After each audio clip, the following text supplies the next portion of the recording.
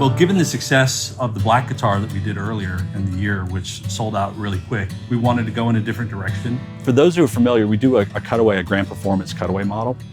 We've played around with this idea that you can do it in a non-cutaway, which people don't do very often, and it sounds great as a non-cutaway. So we have some really cool maple that we're doing this sort of non-cutaway. It's very blonde. It's super blonde.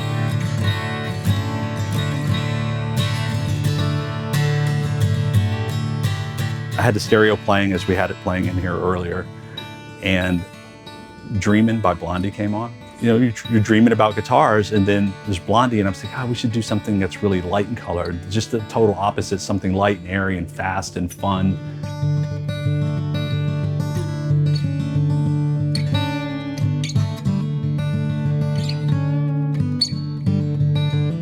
I've always thought of the Grand Performance more as a middle-of-the-road shape and size in terms of sound. It's not going to be big and boomy the way a Dreadnought is big and boomy.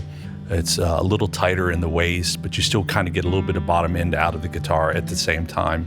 We went with the non-cutaway version of the Grand Performance because we viewed this guitar sort of as a frontman playing guitar, strumming along with the band. It's a maple guitar, it really cuts through the mix. The fact that we were using maple already, we didn't want to add to any thinness that may be coming from the instrument. So by keeping it a nice full body shape, we thought we could get the maximum out of the maple.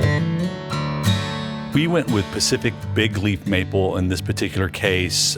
We like the sound of that. We like the look. It's a cleaner look. It's a figured maple, so it's very pretty in that way.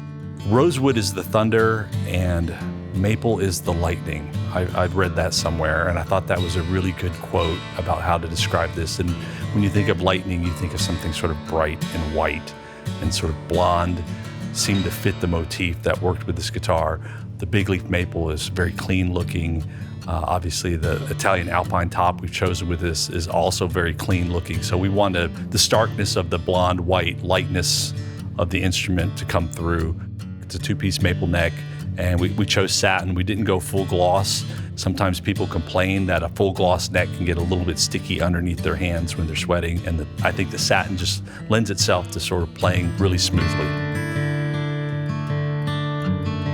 I think this guitar is perfect for a musician who's fronting a band. The style of guitar lends itself to really cut through the mix. The maple really gives you that quick attack with that fast decay on the back end of that, so it doesn't sound muddy. You can really hear it in that mix. This is a very limited collection. You can get them in the Reverb shop.